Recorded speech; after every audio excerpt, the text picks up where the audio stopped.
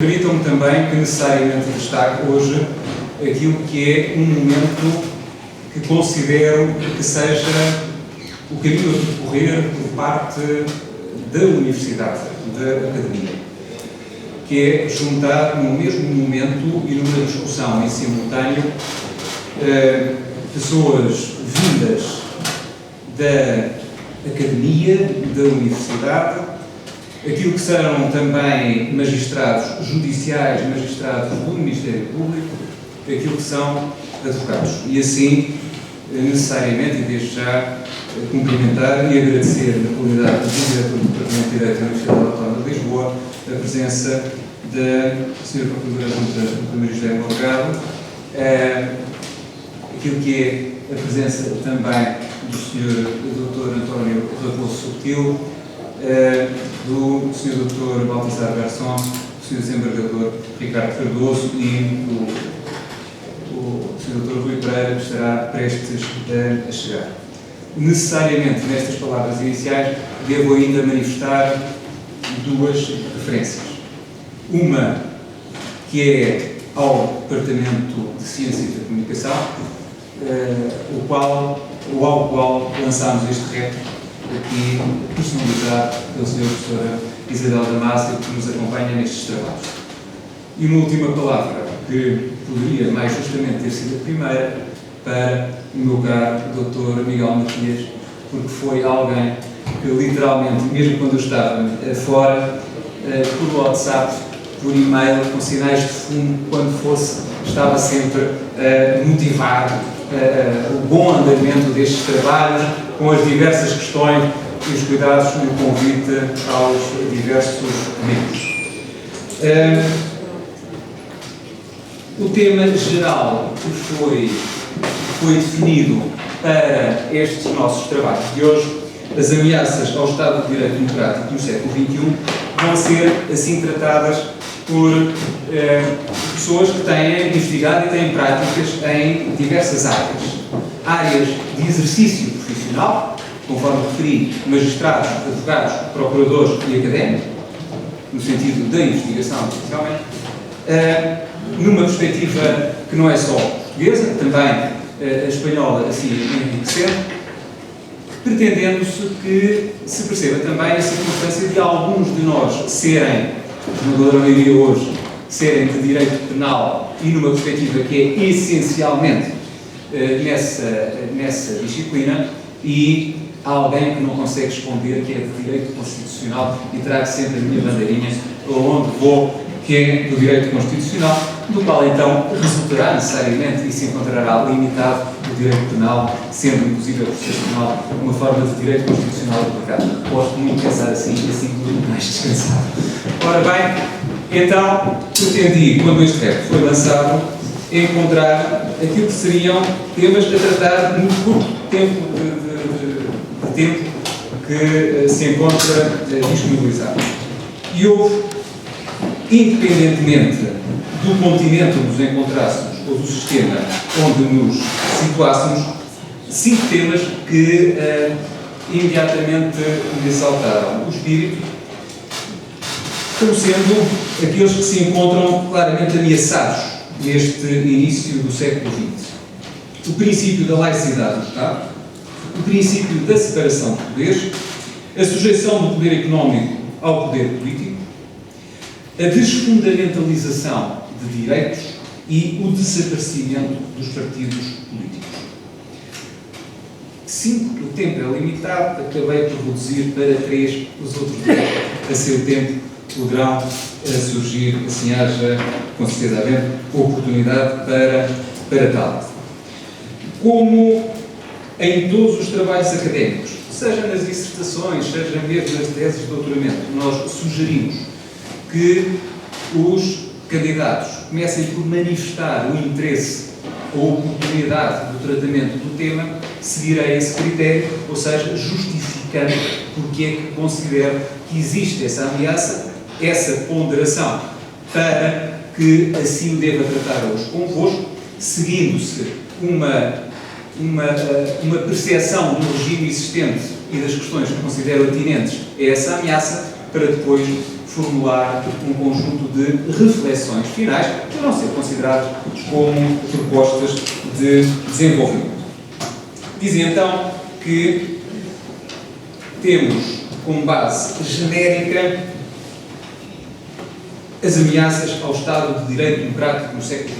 E socorro imediatamente, não poderia ser de outra forma, do texto constitucional português, lembrando que o seu artigo 2º, ora, estabelece que a República Portuguesa é um Estado de Direito Democrático, baseado na soberania popular, no pluralismo de expressão e organização política democráticas, no respeito e na garantia da efetivação dos direitos e liberdades fundamentais e na separação e interdependência de poderes, visando a realização da democracia económica, social e cultural e o aprofundamento da democracia participativa. Ora, num mundo cada vez mais globalizado, onde as influências e as modas voam sem conhecerem barreiras ou critérios, tomemos então, por exemplo, outros sistemas e regimes a par da ponderação da situação portuguesa. Mais, tomemos como referência Estados que nos são mais próximos geográfica, histórica ou culturalmente. Princípio da laicidade do Estado. Poderíamos nós também, e seria com certeza mais fácil, óbvio e confortável, aqui ler o artigo 41 da Constituição da República Portuguesa, o artigo 288, a linha D da Constituição da República Portuguesa. E assim ficaríamos durante uma hora aqui, claramente, a conversar sobre o tema. Mas tem este compromisso, que é, primeiro, justificar a qualidade do tema. Ora, o governo israelita aprovou em 2014 uma lei que se refere a Israel como Estado judaico. E Bezalel Smotrich, cujo partido Lar Judaico integra a atual coligação, afirmou, cito, a longo prazo pretendo que Israel seja regido pelas leis da Torá. Marcelo Bezerra Crivella, atual prefeito do Rio de Janeiro, em 2009, ainda na tribuna do Senado, sobre a influência atual de Charles Darwin, Crivella disse que é criacionista e rejeita a teoria da evolução, sendo favorável a políticas públicas de planeamento familiar, por meio da educação sexual e esterilização, e à lei da biossegurança, que regulamentou as pesquisas com células-tronco. Aproveitei para olhar sobre a célula Barros, por motivos óbvios. A ligação entre Marcelo Crivella e um movimento religioso é público, sendo, inclusive, esse movimento religioso acusado de fazer propaganda eleitoral pelo próprio, hoje, prefeito do Estado do Rio de Janeiro. O mesmo Crivella que afirmou que os evangélicos ainda vão eleger um Presidente da República que vai trabalhar por nossas igrejas para cumprirmos a missão de levar o Evangelho a todas as nações da Terra. Permito-me mesmo, sem qualquer tipo de perseguição ou senha pessoal, como é óbvio, mas destacar um livro do mesmo político brasileiro, onde faz críticas a praticamente todas as religiões, apresentadas como, cito, diabólicas, classificando a homossexualidade como uma conduta maligna, terrível mal e condição lamentável. Enfim, segue-se um rol de críticas relativamente a todas as demais religiões e, imediatamente da vossa parte, poderiam ponderar neste momento, mas estará no uso da sua liberdade de expressão, está no uso da sua liberdade religiosa. Não é essa, obviamente, a minha preocupação. É que, no dia 5 de setembro de 2019, Crivella exigiu a recolha dos exemplares do romance gráfico dos Jovens Vingadores, da Marvel, intitulado A Cruzada das Crianças, da coleção oficial de Graphic Novels da Marvel, da editora Salvat, passo a publicidade, a qual tem uma imagem de um beijo entre dois personagens masculinos. E exigiu a recolha dos exemplares na Bienal do Livro do Rio de Janeiro, alegando que a obra desrespeitava artigos do Estatuto da Criança e do Adolescente, apesar dos livros estarem lacrados e o seu conteúdo não ter nenhuma imagem erótica, seja na capa ou em folhas internas. Da mesma forma, igualmente pela sua opção religiosa que levou para o espaço político, Crivella deixou de apoiar o Carnaval e as escolas de samba. Questão que resulta de uma opção religiosa. Percebamos que o Estado tinha iniciado o apoio ao Carnaval como forma de afastar aquilo que eram as ações do jogo clandestino, do narcotráfico, relativamente ao Carnaval e às escolas de samba. Ou seja, um projeto público tendente a ultrapassar aquilo que era, efetivamente, algo de particularmente grave. Ora, perante esta aproximação, perante este compromisso entre o exercício do poder político e a religião, há novamente a oportunidade para o uso índividual. Porque, lembremos, a laicidade traduz na efetiva separação, na não sujeição ou contaminação do poder político pelo religioso. Ou seja, a efetiva separação entre as igrejas e o Estado. Tal, cuidando de assegurar a relação política entre o cidadão e o Estado e entre os próprios cidadãos. Assim, logo, a laicidade permitiu instaurar a separação da sociedade civil e das religiões. O Estado, sem qualquer poder religioso, e as igrejas, sem qualquer poder político. Tal garante, desde logo e simultaneamente, a liberdade de todos e a liberdade religiosa de cada um. A laicidade distingue o domínio público, onde é exercida a cidadania, e o domínio privado, onde se exercem as liberdades individuais, de pensamento, de consciência, de convicção. O espaço público, sendo de todos, é indivisível e, desta forma, nenhum cidadão ou grupo de cidadãos deve impor as suas convicções aos demais, condicionando a ação destes. Simetricamente, o Estado laico autolimita-se, ficando proibido de participar ou ter ação religiosa ou sobre organizações coletivas religiosas. Desta forma, creio que se deve destacar, neste momento, a importância desta separação, de respeito pela convicção religiosa de cada um, sem que haja uma programação política determinada por uma estrita opção religiosa. Segunda questão que gostaria de aqui destacar como estando ameaçada no início deste século XXI. A questão atinente à separação de poderes. Socorrendo-me novamente do artigo 111 da Constituição da República Portuguesa e percebendo que aí a mesma acolhe este princípio da separação e interdependência dos poderes. Questão da atualidade do tema. Se há uns meses nos dissessem que no Reino Unido, com um sistema de governo parlamentar, um governo tentaria suspender ilegalmente o Parlamento, alguém nesta sala acreditaria? Não fosse a decisão do Supremo Tribunal do Reino Unido, que declarou por unanimidade ser ilegal a suspensão do Parlamento, o princípio da separação de poderes, naquela que é tantas vezes apontada como das mais antigas democracias do mundo, tinha imediatamente colapsado. Na Polónia, em 2017, deputados e senadores aprovaram normas que alteraram as regras na escolha dos responsáveis pela nomeação dos juízes e que oferecem ao Ministro da Justiça o poder de afastar magistrados.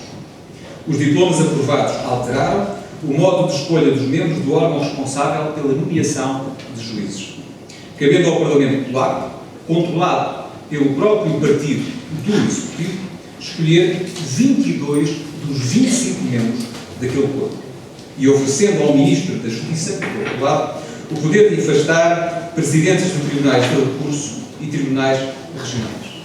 Primeiro foi posto em causa o Tribunal Constitucional polaco, depois foi iniciado o combate ao Supremo Tribunal de Justiça polaco.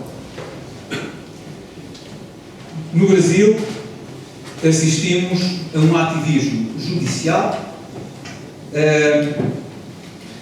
associado ao neoconstitucionalismo, questão que hoje se me coloca, confesso, com algumas reservas, não devendo tanto aceitar-se que seja como que uma mera boca do legislador, mas temos que compreender o próprio domínio de ação dos tribunais e da necessidade de respeito pelo princípio de separação de poderes e da própria concepção específica e jurídico-constitucional dos tribunais existentes, o que chamarei a colação, no final, pela via da valorização do Tribunal Constitucional. Ora, se nós tivermos presente e podemos agora, obviamente, lembrar a Montesquieu e o seu espírito das leis de 1742, o princípio da separação de poderes como fonte fundamental da promoção de equilíbrio nos Estados que pretendiam desvincular-se da subordinação aos excessos do Executivo.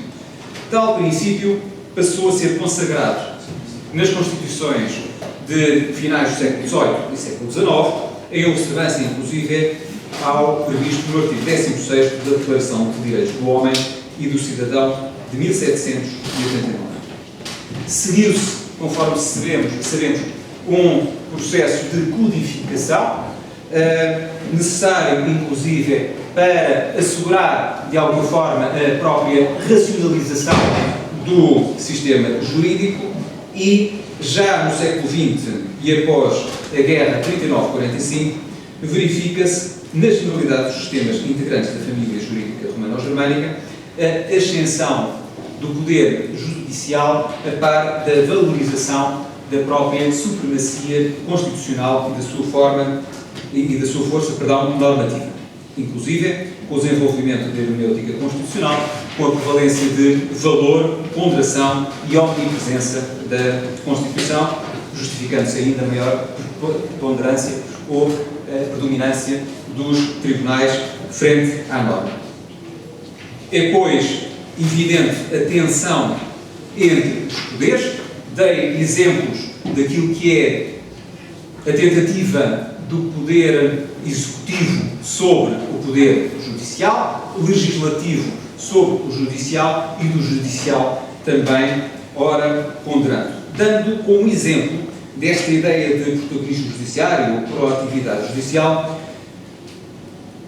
casos específicos no âmbito do Supremo Tribunal Federal brasileiro. Veja-se, no âmbito da fidelidade partidária, onde, sem qualquer previsão legal, o Supremo Tribunal Federal decidiu que um político eleito por um determinado partido, ao mudar de partido durante o mandato, perdia esse mandato. Tal consta, curiosamente, da lei portuguesa, consta da lei espanhola, não constando da lei brasileira. No entanto, o Supremo Tribunal Federal condicionou assim aquilo que era, permitam-me a expressão, o jogo democrático e de representação política concebida pelo próprio legislador.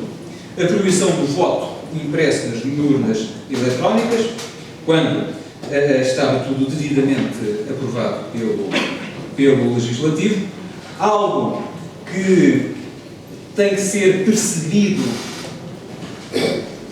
perante esta ótica de proteção da separação de poderes, que é a criminalização da homofobia e do racismo. Por mais aberrante não está em causa que possa ser tal conduta da homofobia e do racismo, mas a conduta criminosa, a criminalização de uma determinada conduta cabe ao legislativo e não ao poder judicial, conforme o Supremo Tribunal Federal brasileiro o fez, como também relativamente à interrupção voluntária de gravidez, considerar que até ao terceiro mês não seria crime, descriminalizando a interrupção voluntária da gravidez, em manifesto ato contra a legem, porque o Código Penal brasileiro tinha, obviamente, previsão legal bastante. Terceiro ponto de reflexão aquilo que, dentro destas provocações que vos queria deixar, aquilo que considero um pouco como um certo desaparecimento dos partidos políticos. O artigo 10º da Constituição da República Portuguesa, sinto sempre, há um colega amigo meu, que é da área do Direito Internacional, que me considera sempre como professor de Direito Internacional, mas que me figura um pouco, e os de Direito Constitucional, os colegas de Direito Constitucional, um pouco rurais, digamos, com uma certa necessidade de estarmos sempre agarrados à Constituição e à terra, da mesma forma que tantas vezes não devo falar pelos meus colegas na área de Direito Constitucional, mas olhamos para alguns colegas de Direito Internacional Público, alguns, como na comunicação social, não é? Se considera alegadamente, não é? Ou de acordo com alguns colegas de Direito Internacional possam ser menos seguros em algumas afirmações, ou querendo retirar mesmo alguma eficácia jurídica de normas de Direito Internacional que não terão tanto, mas dentro deste meu cuidado, recordo o artigo 10º da Constituição da República Portuguesa, que lerei rapidamente: o povo exerce o poder político através do sufrágio universal, igual, direto, secreto e periódico, do referendo e das demais formas previstas na Constituição. Número 2. Os partidos políticos concorrem para a organização e para a expressão da vontade popular no respeito dos princípios da independência nacional, da unidade do Estado e da democracia política. Ora, novamente a questão da atualidade, os exemplos, a ponderação que vos quero trazer. Nós hoje encontramos de movimentos 5 estrelas, a Ligas Norte de Matteo Salvini, inclusive com assento parlamentar e com a ação executiva, congêneres em Portugal e em Espanha e em muitos outros países que, creio, devam ser devidamente ponderadas quando, no Estado de Direito Democrático, se estabelecem regras de representação política por via dos partidos políticos. E percebermos da própria essência de partidos políticos. O recém-formado partido Sérvio do Povo, do presidente Volodymyr Zelensky, foi o grande vencedor das eleições legislativas na Ucrânia. Declarou Zelensky na sede do seu partido, e quando eu digo assim, com este acento, na sede do seu partido, é porque o Presidente, de acordo com a Constituição ucraniana, não deve participar politicamente no âmbito do espectro político-partidário, mas dizia, na sede do seu partido, no momento da vitória, vocês conhecem as nossas principais prioridades: acabar com a guerra, trazer de volta os prisioneiros e derrotar a corrupção. Zelensky, com o devido necessário respeito, o refiro, mas reputado como um comediante sem experiência política anterior, que sucedeu ao antigo presidente Petro Poroshenko, que estava no poder desde 2014 e que se opuseram, conforme todos sabemos, à Federação Russa e na guerra dos Balcãs. No caso português, para além da norma constitucional que li, está a própria lei dos partidos políticos. Uma lei orgânica de 2003, entretanto com algumas alterações, cujo texto, desde logo o artigo 14º, estabelece que para a constituição dos partidos políticos se impõe o reconhecimento com atribuição da personalidade jurídica por inscrição no Tribunal Constitucional. A inscrição de um partido político deve ser requerida por um conjunto de 7.500 cidadãos eleitores. Há um conjunto de pressupostos para a criação de um partido político e no artigo 1º, noto que comecei pelo 14º, avanço, melhor, retrocedo para o artigo 1º, leio que no âmbito da função político-constitucional dos partidos políticos, estes concorrem para a livre formação e o pluralismo da expressão da vontade popular e para a organização do poder político com respeito pelos princípios da independência nacional, da unidade do Estado e da democracia política. São diversos os fins indicados pelos partidos políticos, como contribuir para o esclarecimento plural e para o exercício das liberdades e direitos políticos dos cidadãos, apresentar programas políticos e preparar programas eleitorais de governo e de administração, fazer críticas e engraçamento da oposição, participar nos esclarecimentos das questões, etc, etc, etc. Perguntamos, e os grupos de pressão? Os grupos de pressão, por seu lado, são organizações mais ou menos formais intermediárias entre o indivíduo e o Estado, nos quais se manifesta um interesse politicamente relevante, que procuram fazer com que as decisões dos poderes públicos sejam conformes aos interesses e às ideias de um determinado grupo ou tema social. O grupo de pressão é, em regra, uma organização temporária que visa obter, por intermédio da pressão, os seus objetivos, tentando influenciar a decisão de quem a pode. E este, pergunto, quem será? O órgão de soberania eleito, composto por representantes eleitos em listas de partidos políticos, os quais têm uma visão geral e um programa político e eleitoral com a dimensão necessária ao exercício do poder político em representação do povo. O partido procura conquistar o poder e os seus objetivos políticos são permanentes, ao passo que o grupo de pressão atua apenas transitoriamente sobre o poder com uma interferência política que se esgota na adoção da lei ou da medida do poder político pleiteado, para atendimento de um interesse ou pressão, ou seja, influenciam o poder, não exercem o poder. No partido, repito, a perspectiva política é global e no grupo essa perspectiva é parcial. Ao terem poder, ao terem a oportunidade de exercer eles próprios o poder político, os grupos de pressão vão sobrevalorizar o tema e interesse particular em detrimento do interesse global, pelo que assume uma unilateralidade de representação de um interesse específico e próprio. Repito, e nos termos constitucionais, os partidos representam o povo, os cidadãos, são as formas de organização diante do Estado, enquanto que os grupos são um modo de expressão de um interesse diante da sociedade, podendo e devendo só pressionar o poder e o sistema político. Encontramos diversos grupos de pressão, alguns com interesses materiais. As associações públicas profissionais, a Ordem dos Advogados, ou a Ordem dos Médicos, ou outra, podem funcionar como grupo de pressão. Outros, com fins mais altruístas, associações ambientais, associações que cuidam disto ou daquilo, etc, etc. Mas são, essencialmente, ou podem atuar como grupo de pressão. Aquilo que assistimos, inclusive, por exemplos que há pouco referi, é a transformação ou aceitação como partidos políticos daquilo que são, na sua gênese, e tão só grupos de pressão. Considero que esta seja também, e por esta via, uma ameaça ao Estado de Direito Democrático no século XXI. Hoje muito falamos em populismos de esquerda, de direita, de cima, de baixo, lá mais ao fundo, aqui mais próximo, o que seja, mas, particularmente, destaco esta ameaça. Por dar-me-ão a expressão, mas é a vantagem de estarmos na universidade, às vezes usamos expressões menos coloquiais.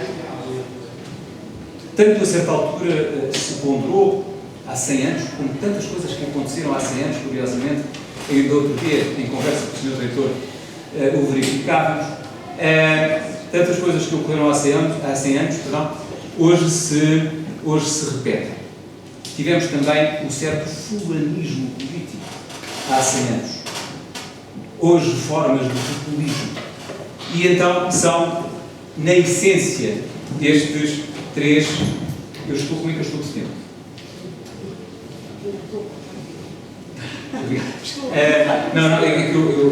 Eu trouxe um texto. Agora, uma confissão pública. Eu não costumo escrever, não costumo ler, mas considerei hoje que tinha que me conter claramente no tempo. E então escrevi um texto, pequeno pormenor. Não tive tempo de o ler e assim verificar se cabia no tempo que me tinha sido concedido. Então acelerarei a minha reflexão final para chegar a esta ponderação convosco. Estas minhas três inquietações terão, no âmbito do sistema jurídico ou constitucional português e mesmo no âmbito de leis referidas, em comum o próprio Tribunal Constitucional. desde a criação dos partidos à verificação daquilo que são os atos do poder político, o cumprimento dos princípios fundamentais da Constituição da República Portuguesa. Deixo-vos como reflexão final, e com certeza muitíssimo melhor do que eu, pela prática, pelo domínio sobre a matéria, o Sr. Dr. Baltasar Garçon poderá, inclusive, aqui trazê-lo num outro mundo. Nós temos um Tribunal Constitucional, como o Tribunal Constitucional da Constituição Espanhola de 1978. Mas temos um Tribunal Constitucional que se limita a apreciar da conformidade e desconformidade constitucional das normas. Atos políticos, atos administrativos, atos jurisdicionais escapam ao domínio e ao poder do Tribunal Constitucional. Creio que uma lei, como a Lei 2882, a Lei Orgânica do Tribunal Constitucional, inclusive é concebida à luz de um Código de Processo Civil, onde os prazos suspendiam simpaticamente nos dias feriado, aos sábados e aos domingos. Uma Lei 2882 corresponde a uma matriz processual absolutamente distinta da atual. Merece ser revista. Impõe-se, creio, também a devida ponderação no âmbito da Constituição da República Portuguesa, inclusive para temas e para ameaças como estas que vos pretendi hoje trazer, uma definição clara, como na Constituição Espanhola de 78, do recurso constitucional de amparo. Ou seja, percebermos aquilo que seja um reforço do Tribunal Constitucional Português, alterando-se, creio, aquilo que seja a sua própria composição. A Constituição de Angola de 2010 tem uma composição muitíssimo mais feliz. Verifico que estas ameaças, no caso do sistema jurídico ou constitucional português, podem ser acompanhadas, como infelizmente das outras que reconhecemos, através de uma revisão e melhoria do que são os poderes e mesmo a própria composição pelos critérios, não pelos inícios dos juízes de conselhos que estão e cuja composição é de facto notável, óbvio, mas porque a mulher de César não basta ser séria, mas também tem que parecer que seja importante essa alteração da composição e o incremento dos poderes do Tribunal Constitucional Português. Muito obrigado pela vossa atenção, obrigado também por consultar.